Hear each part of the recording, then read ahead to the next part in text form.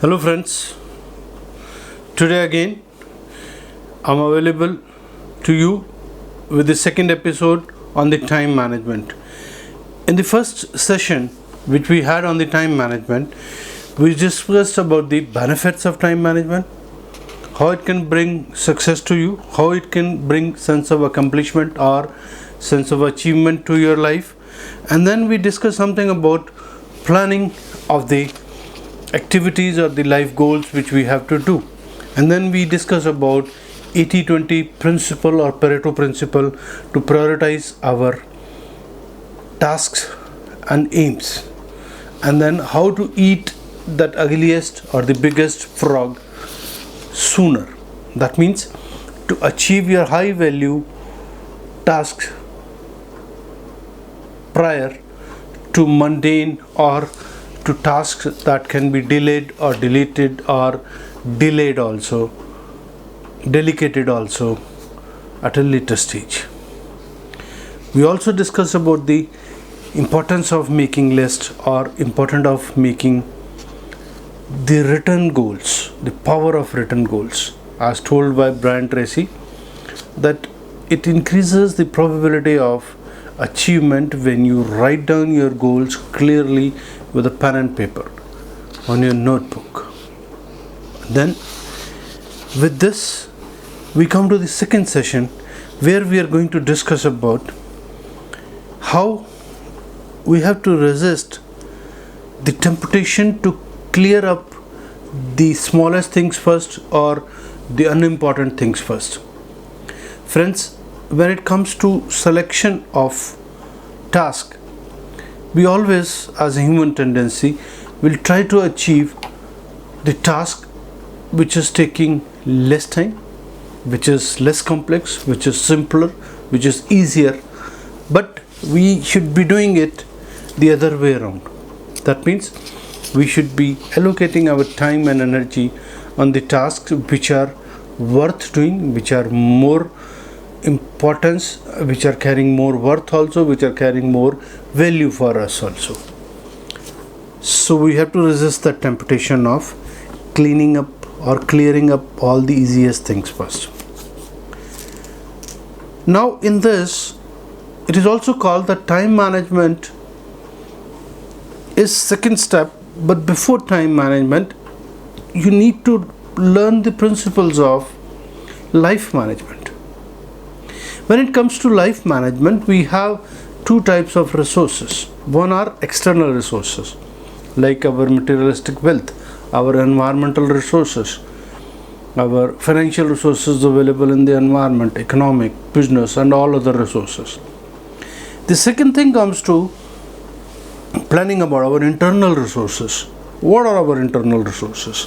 Internal resources, if we say, it is our intellect or brain or mind, the past memories or the knowledge gained over the period of time, the realization about self, that is isness. Very negatively in Hindi it is called ahankar also. Ahankar is what I am or what is my size, that is aham ka akar. Okay. So these four resources are there: man, buddhi, chit, ahankar. And if you learn the final principles of Bhagavad Gita, they only talk about these internal resources. How, if you align them perfectly, then you can achieve your career goal, your success, your achievements. Of course, with a precondition that your goal should be one which gives you elevation also. At the same time, it should be for benefit of larger society also. That is when we say that Atmano Moksharth Jagat Hitaya. If you have some lower goals which are only, self-satisfying or satisfying your greeds or your inner desires, negative, non-virtuous kind of desires, those principles of controlling man, buddhi, chitta, ahankar will not apply there. Your resources will be aligned with a lot of other things which we will discuss at a later point of time.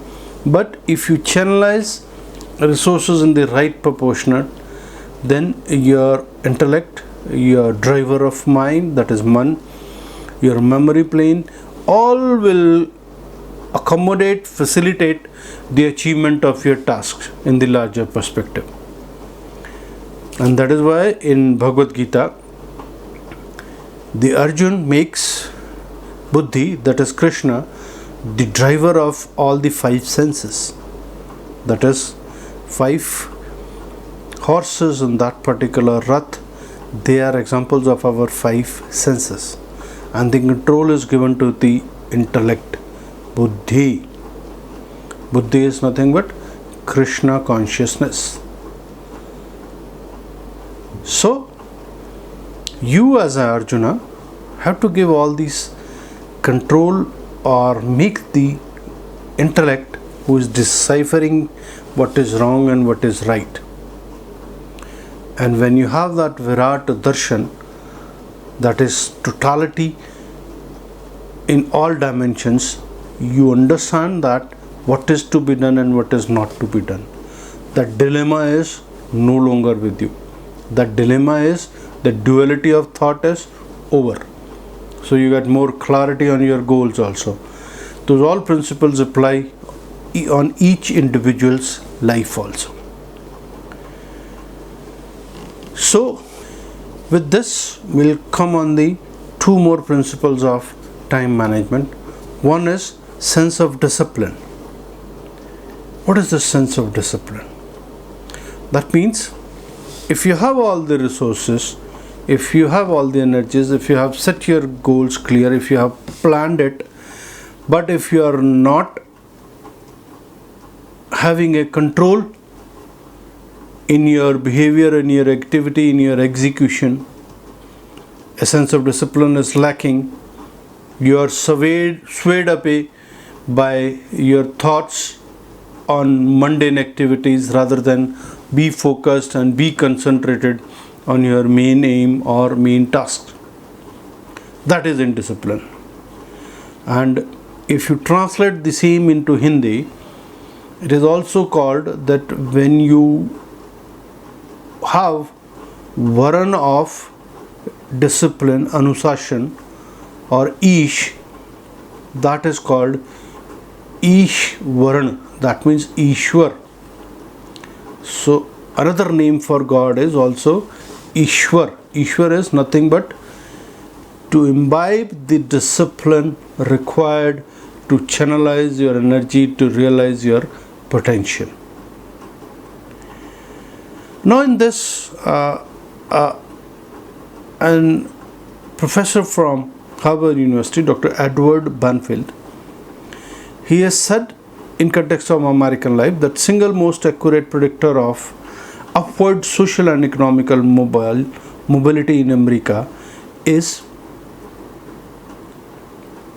In this context, Dr. Edward Banfield of Harvard University has said that long-term perspective, I quote, single most accurate predictor of upward social and economic mobility in America. What does that mean? That means if you have a longer term vision, if your vision is not short run, not short achievement of certain greedy or certain motives which are very, very short in nature, very, very momentary in nature, then only you gain perspective on all aspects of life and you achieve bigger things in life. Not materialistic only, in terms of tasks also, in terms of achievement also. So, your long-term perception or your long-term orientation also improves your short-term decision making also. And your day-to-day actions, your daily actions are also governed and affected by a larger extent by your larger vision. I've seen some of the students who says that, sir, I want to become an IAS officer. From the day one, their activities, their orientation, their focus is of different type as compared to another student who just want to get 80%, 60%, 70% marks and to clear off and to join some corporate organization. So you have to be a visionary, and with visionary there are two conditions only. It should help to you also as an individual in terms of evolving, in terms of growth, in terms of materialistic, emotional and spiritual growth. Also it should be of something of help to the society, because when you help the society, only then your larger purpose become noble and virtuous, and you achieve profits and other things as a byproduct of the same. So be a visionary. Avoid immediate gratification. Avoid short-term movements or momentary pleasures as such. You might have to make sacrifices in the short term, but long run you will be the winner. I'll give you two contrasting situations. You must have seen in the office situations, one category of person, they are working around the clock very meticulously.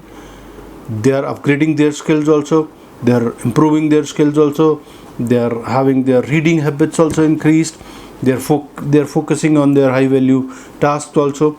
There is another set of employees are there who are just coming to pass their time. They might be coming late also. They are reading newspapers, magazines, mobiles, social networking. They drink tea, coffee, they socialize with their colleagues, and they spend their whole day like this. But they will never work on to their core tasks. And the result of the same can be seen in terms of their career growth, in terms of their personal accomplishment, in terms of their evolution also. So be focused and move on the virtuous path. There are people who will say that time passes very fast. Shiv Kheda has said in one of his discourses that time is there in the eternity. It never passes.